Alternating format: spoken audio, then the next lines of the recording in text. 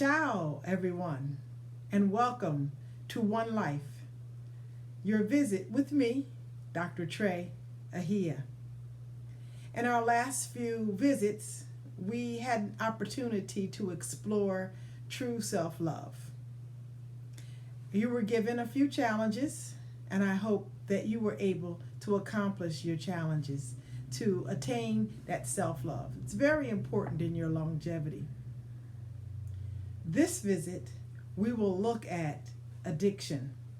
Well, they call it addiction, sexual addiction, if you will.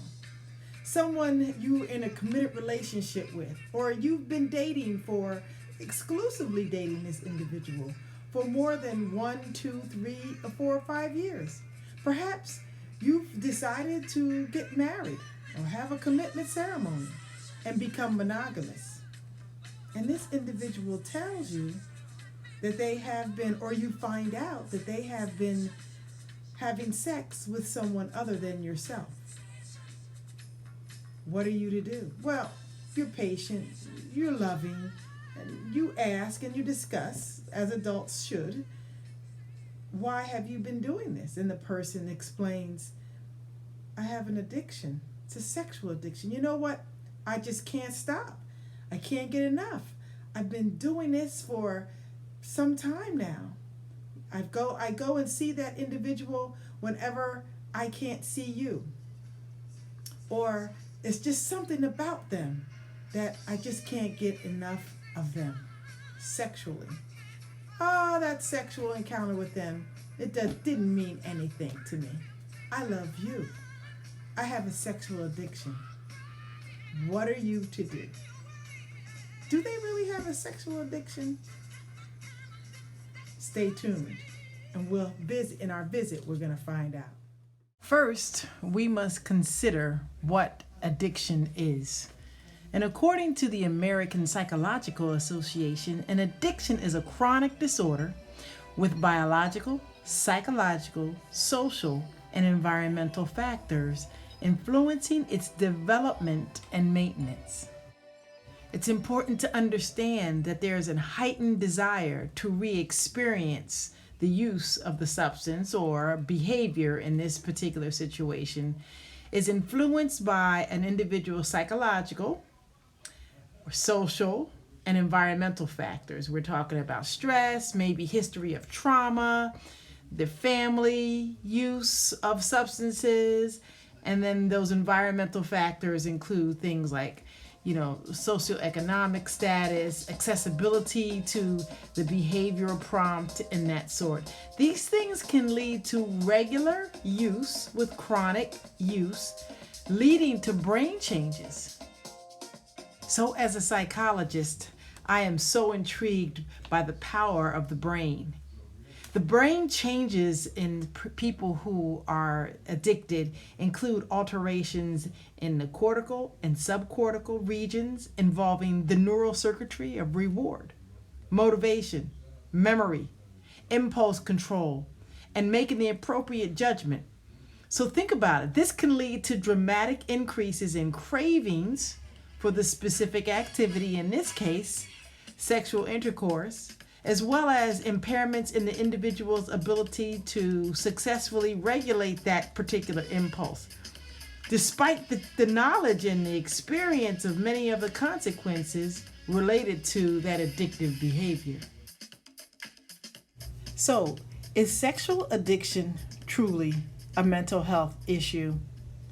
Well, not according to the American Psychiatric Association. They do not have a classification for sexual addiction as of yet.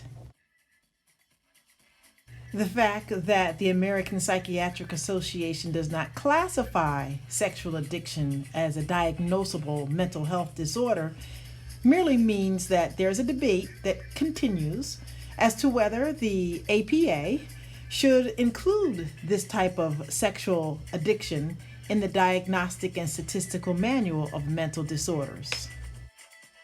Some of you are still not convinced that your uncontrollable desire for sexual activity is not a diagnosable condition called sex addiction.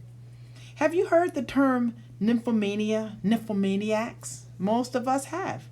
That would be the description of a female who has an uncontrollable or excessive desire for sex. For men, we'd call them saturomaniacs or satyriasis, a condition for males that have an uncontrollable or excessive sexual desire. So remember that the APA describes addiction as a condition that causes changes in the areas of the brain that relate to an individual's ability to make appropriate judgments, decision making, learning, memory, and behavioral control. So these changes are visible on a brain scan. However, the APA defines addiction as a dependency on a substance and not an activity. So the next time your partner tells you that they just can't help themselves, be prepared to challenge them. They may not have a sexual addiction. They may just like sharing themselves with other people. So what will you do about that? Today's episode of One Life was brought to you by Soon Photography, the media that gets you noticed. Well, that's today's visit. Thank you for joining me.